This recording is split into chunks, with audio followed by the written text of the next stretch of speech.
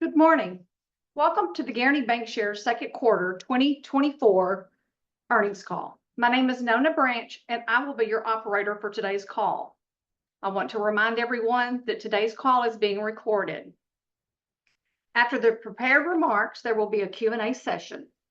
Our host for today's call will be Ty Abston, Chairman and Chief Executive Officer, Shalene Jacobson, Executive Vice President and Chief Financial Officer. To begin our call, I will now turn it over to our CEO, Ty Abston. Thank you, Nona. Good morning and welcome to our second quarter earnings call. Before we turn it over to Shalene and go through our investor deck, I wanted to make a few comments. First, I wanted to say how proud I am of our team and the results we've produced, not only for this quarter, but for the full year. Our team continues to do a great job of serving our customers and maintaining strong relationships in all of our markets, and to continue to look for opportunities to build our franchise.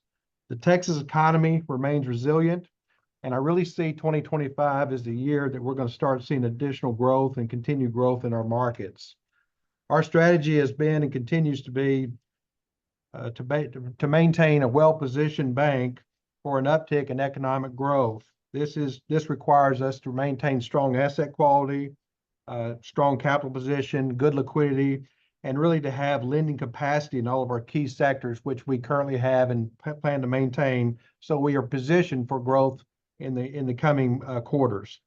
With these comments, after this, I'll turn it over to Shalene. She's going to go through our investor deck, and then we'll open it up to Q&A. Shalene?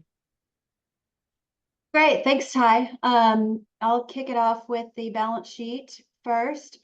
As Ty mentioned, we're continuing with our strategy to shrink the balance sheet. We believe there's still some economic and political uncertainties out there right now that require heightened risk management around loan growth, but hopefully those will start to improve in 25, as he mentioned. However, because of our strong core earnings stream and our customer base, our net income remains good, and we're on target to keep earnings similar to what they were in 2023. Our total assets decreased $45.8 million during the quarter, while total liabilities decreased about $48.5 million. Those decreases are primarily from loans, which were down gross about $50.3 million, and also on the liability side from a $30 million decrease in Federal Home Loan Bank advances that we repaid during the quarter, and some lower customer repurchase account balances. Cash was up somewhat, and we also purchased about $18.6 million in new available for sale securities during the quarter, which had an average yield of about 5.3%. On the liability side, deposits were fairly flat. As I mentioned, we repaid some Federal Home Loan Bank advances, and then customer repo balances were down about $13.9 million. Total equity increased $2.7 million during the quarter, which was a result of net income of $7.4 million and an improvement in unrealized losses on the AFS portfolio of $1.45 million. That was offset by dividends that we paid of $2.7 million or 24 cents per share. That quarterly dividend is up from 23 cents per share back in 2023. We've paid 24 cents now for the first quarter and the second quarter. And also, we repurchased 138,427 shares of Guaranty stock during the quarter. On the income statement, the bank earned $7.4 million, as I mentioned, in net income, which equates to 65 cents per basic share in the second quarter, which is up from 58 cents per share in the first quarter, and down from 82 cents in the second quarter of 23. But in the second quarter of 23, you'll recall we had a large one-time gain from the sale of TIB stock of $2.8 million, which of course we didn't have this year, and helps explain some of that change from the prior year quarter. Our return on average assets was 0.95% for the quarter, compared to 0.85% in Q1, and our return on average equity was 9.91% for the quarter, compared to 8.93% in Q1. Our net interest margin continues to increase, which we're proud of. It was 3.26% in the second quarter, up from 3.16% in the first quarter and 3.19% during this quarter last year. The increase from prior quarter and prior year quarter results from improvements in our interest earning assets in both loans and securities that are higher than the costing liabilities during the same period. And of course, from a lower denominator in that ratio, the average interest earning assets are lower as well overall. Non-interest income decreased by $659,000 during the quarter, which resulted primarily from a $900,000 ORE valuation allowance, which I'll talk about in a second. That was offset by higher debit card income in the current quarter from an annual MasterCard bonus payment that we received. And then in the first quarter, we also had a $499,000 receivable recovery that we did not have this quarter, which also contributed to the linked quarter change. For the ORE valuation allowance, we mentioned last quarter that we foreclosed on a nice mixed-use property in a good area in South Austin. The appraisal we had from March of 2023 had a pretty aggressive capitalization rate, and as we dug into the cap rate trends in South Austin, along with getting a better understanding of the property and the income stream from that property, we felt it was prudent to apply a more aggressive cap rate. So that resulted in the $900,000 valuation allowance that we recorded. But of course, there's factors that could allow us to reverse that if cap rates go back down, or hopefully not, but conversely go the other way as well. But we believe that with that valuation allowance, we have the property conservatively valued on our books right now and appropriately valued. Ty, do you have any further comments on that right now? No, we have a team that's marketing the property. They're going to start marketing the property in the next couple of weeks. We have had some indication of interest.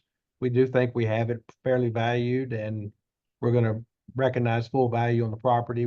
It's a good property, has a good yield on it, and it just comes down to, where the cap rates are and ultimately where we're able to sell it and what cap rate. But we just felt like instead of taking, we felt like it was prudent to take this provision and reserve against it, given that we had some extraordinary income during the quarter. All right, thank you. Before we move on, non-interest expense was down slightly by about $90,000, and that was due to lower employee-related costs, but then offset by some higher occupancy, debit card, and other non-interest expenses.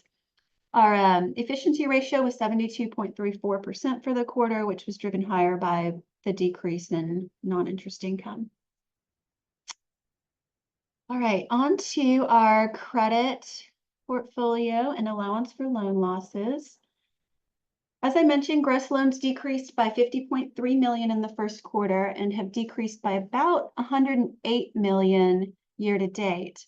That was primarily in our construction and development and our CRE segments.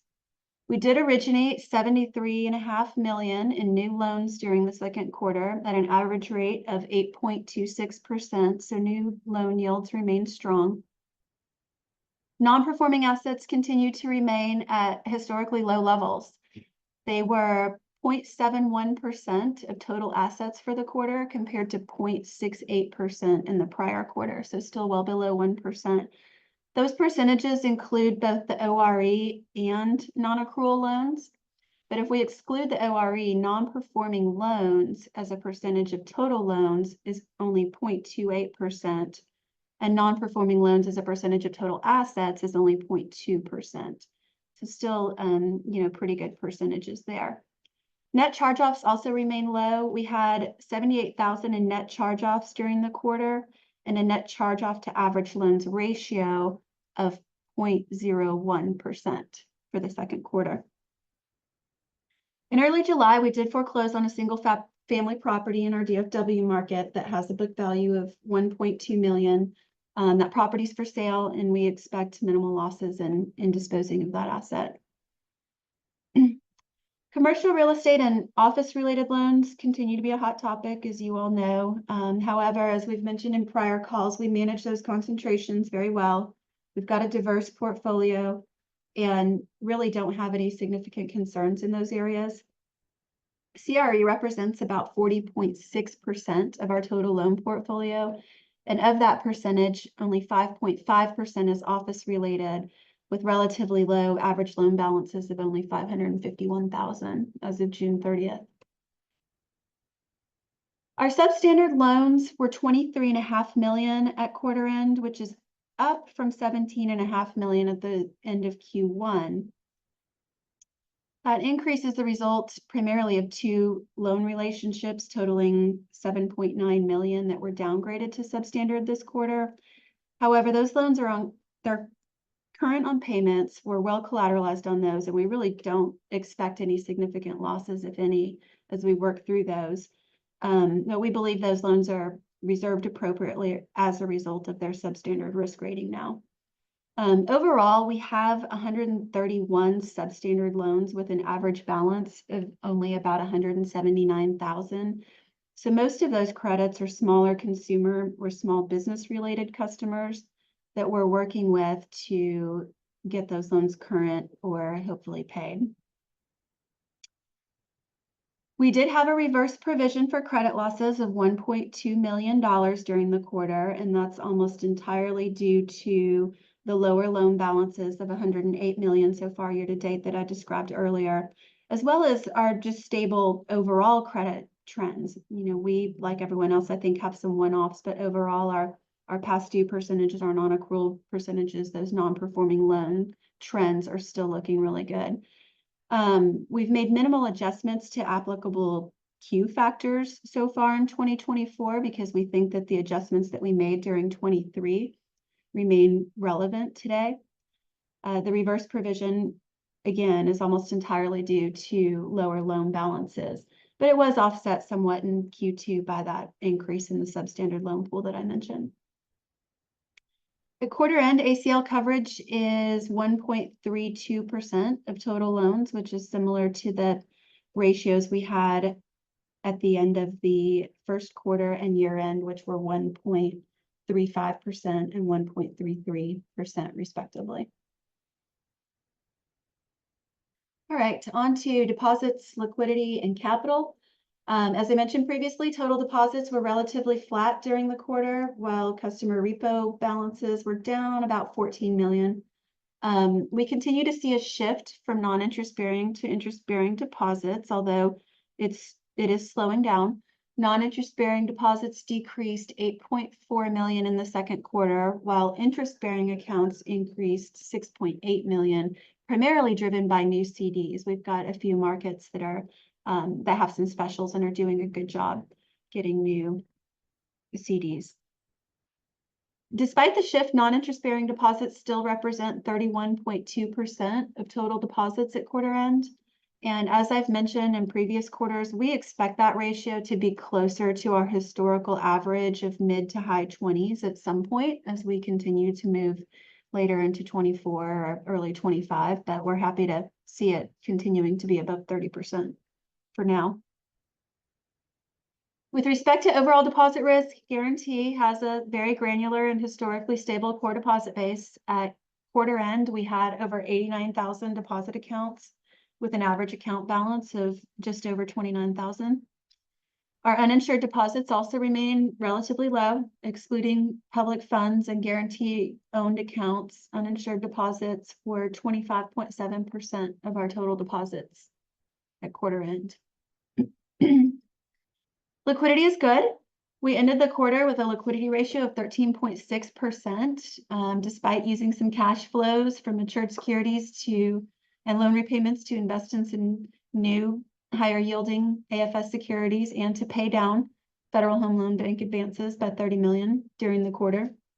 We've actually repaid $150 million in FHLB advances during the last 12 months.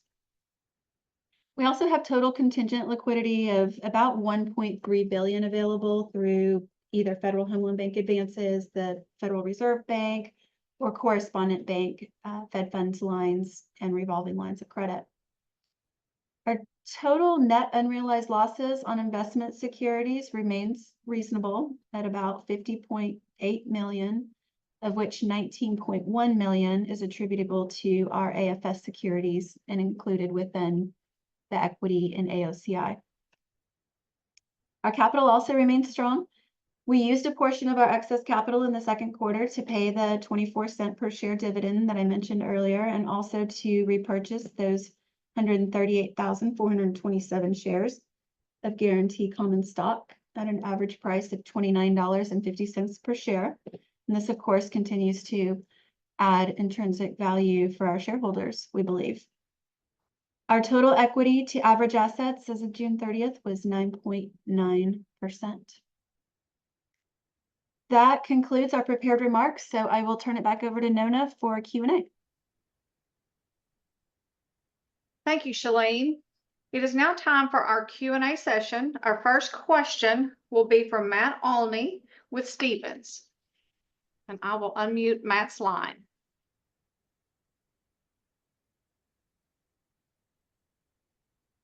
Hey, good morning. Can you hear me? Yes, yeah, come on, man. Okay, great. Thanks for taking my question. On the balance sheet, we saw the loan balances contract again in the second quarter. Just trying to get a better idea of when we could see loan balances stabilize. And Ty, I think you mentioned you expect 2025 to be the year of growth in footprint. Just trying to appreciate if we should read into this that there could be additional loan pressure in the back half of the year. Matt, I would say that's possible second half of the year. I mean, we could have the loan book overall pay down. I mean, it could be another 100 million, just depends on kind of how things go. I mean, I am seeing, and I'm what I think everyone else is seeing is the possibility of rate decreases, in the coming quarters. And the economy seems like it's continuing to be very resilient. So once we get maybe a rate decrease or two and get past this election, it's just starting to feel like things are going to kind of strengthen across the board, and that would give us more growth opportunities. And that's probably going to happen in 25. At least that's my current thoughts. Okay, thanks for that, Ty. And then on the funding side, any more color on the FHLB advances that you paid down in the quarter as far as when that was, what the rate was, and then on the remaining FHLB advances still in the books as of June 30th, any more color on the duration of those and the rate on those? Yeah, so we paid down a majority of those towards the end of the quarter. The rate was around 5.38, 5.4%. The remaining advances are short term, and the rate is about that same amount, 5.4%. We'll just see where we are. If we've got good opportunities to invest in some more available for sale securities, Matt, we'll do that. If not, we'll likely take some of our excess cash and continue to pay those down. We're just going to play that by year, but the remaining amount is due within this quarter, and 5.4% is about the rate.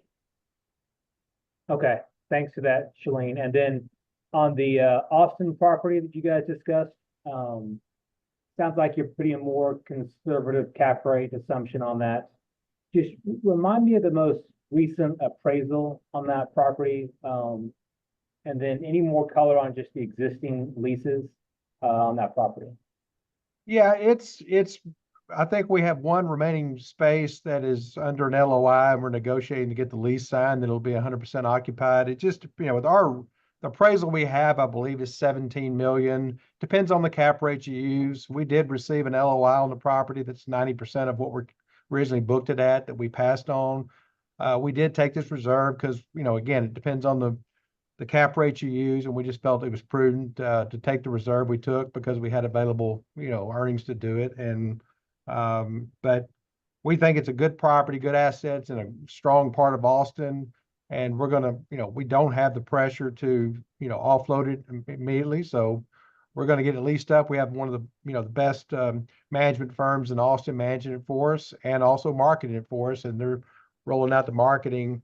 I think that's starting actually this week. And we're gonna dispose of the property, sell it, but we're gonna get full value for it. And we think it's a good asset for the bank while we're getting to that point. The property we foreclosed on, the home, I mean, that's $1.8 million appraisal on $1.2 million home. in the DFW market. We think we'll actually sell it probably as is, where it is, and we don't see any exposure on that. It's kind of an unusual situation that we even foreclosed on it, but we don't see any exposure on that property. Okay, guys, thanks for taking my questions. Thanks, Matt. Thanks.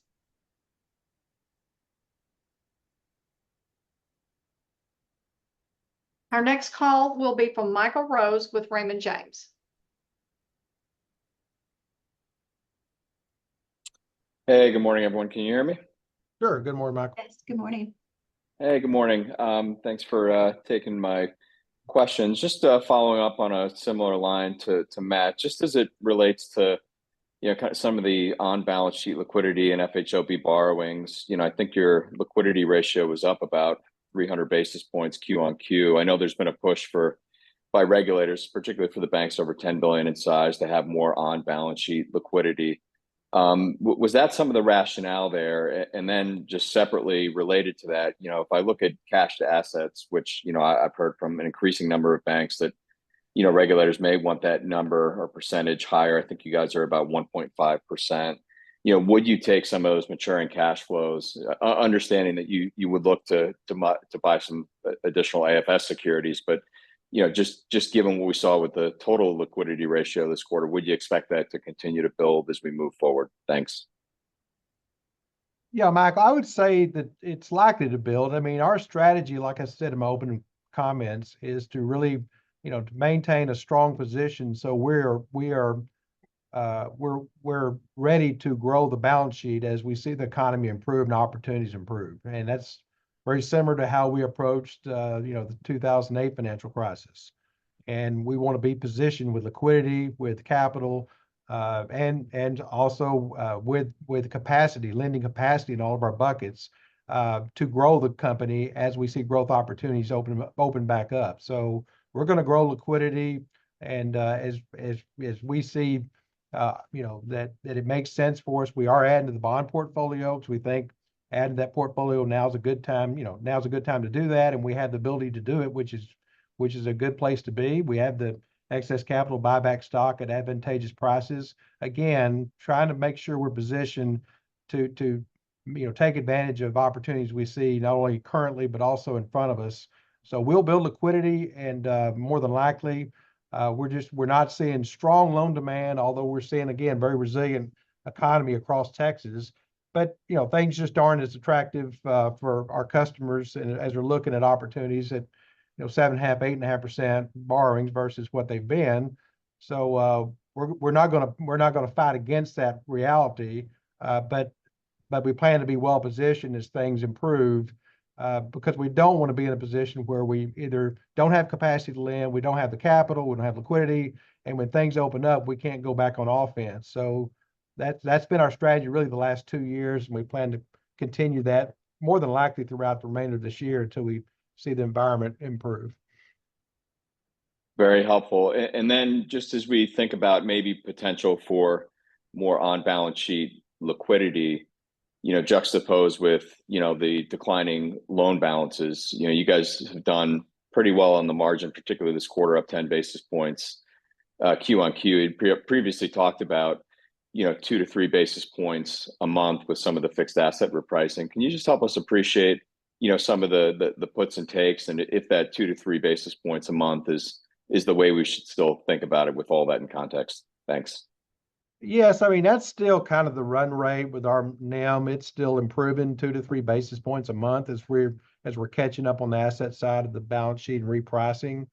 And so that's what we anticipate to continue seeing as we go forward. And I think that's a pretty good assumption. Okay. And then I know previously you talked about kind of a 350 level by the end of next year, but just given that dynamic, and then what I'm hearing, I think, is just an inflection in the balance sheet, as we get into next year, and maybe pushing on the accelerator a little bit in terms of growth. It seems like that number could actually end up being, the 350 could actually end up being a little bit lower. So just how should we kind of think about that number? Is that number actually closer to 360? Just if I do 2 to 3 basis points a month and add in some growth? I mean, more than likely, the answer to that's yes. I mean, that's certainly our goal is to get our NIM back to where we're, our historical average, and that creates a much stronger earning stream, helps our efficiency ratio, helps all of our metrics.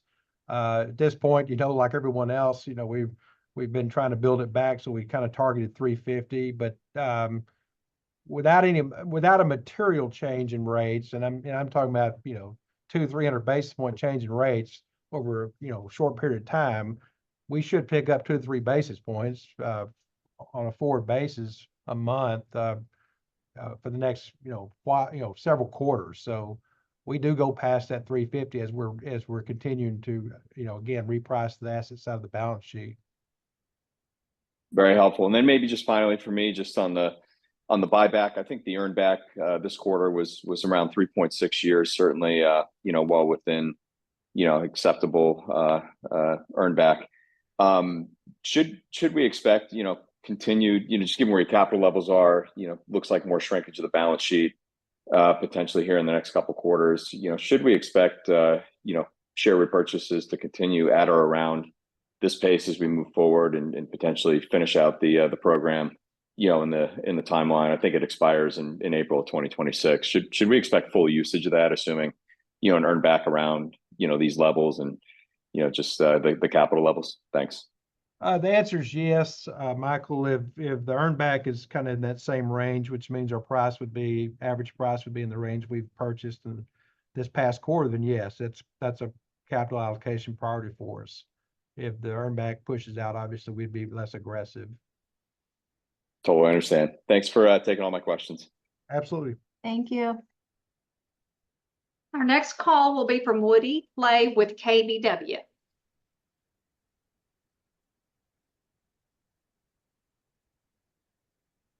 Hey, good morning, guys. Can you hear me?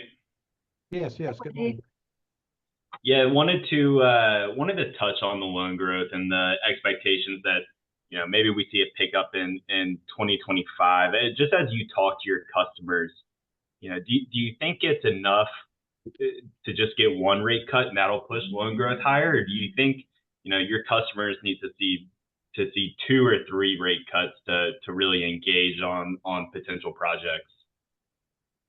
Woody, I would say that it's more the latter. I would say that 2 or 3 cuts certainly would give more confidence, in the overall marketplace, and getting past this election and the uncertainty of that, and kind of where the policies are going to land, regulatory policies and the growth policies, and we're just hearing a lot of that kind of conversation that everyone wants to get past that, see some rate cuts because they see tremendous opportunities for growth in our state and opportunities, going forward. There's just a lot of uncertainty right now, and so there's a lot of capital that's on the sidelines waiting for that environment to kind of improve, and we'll see how that plays out. But my best sense is that sometime in the first half of 25 we could see those events play out that would create opportunities for us to get back into more of a growth mode in our markets, and that would be that'd be obviously strong for our state and our bank, and it'd be very welcome. Yeah, and then I also just wanted to touch on the construction portfolio. Construction and development balances have been gradually falling over the past year. Can you just give some overarching comments on the segment and maybe what your appetite is for this segment, maybe heading in closer to 2025? I mean, our appetite is more constrained. Obviously, we're underwriting and have been for a couple of years with obviously higher rates and looking at more equity positions, stronger guarantor support, and those things as you would with higher the rates that are that we're currently managing. So I do think again we're seeing projects that are put on the shelf that are good projects that just the investors and borrowers are waiting for a more favorable environment, not just rate, but the overall environment having a little less uncertainty to it. So we do see opportunities going forward, but it's going to be more muted, and like it has been the last 12-18 months with the current environment where rates are, and then certainly the bank's appetite for risk has has tightened the last 2 years, and so we're underwriting a little closer and more stringent, just like every bank I'm sure is. Yeah. And then lastly, just on expenses, they were relatively flat quarter over quarter. I know the Oreo project has a little bit of variability in there, but does it seem like second quarter's rate is a pretty good run rate going forward? Shalane, Yes. you take that question. Yes, Woody, I think it is a good run rate. All right. Thanks for taking my questions. Sure. Thanks, Woody. Thank you for your questions. I would like to remind everyone the recording of this call will be available by 1 p.m. Central Time today on our investor relations page at gnty.com. Thank you for attending, and this concludes our call. Have a good day.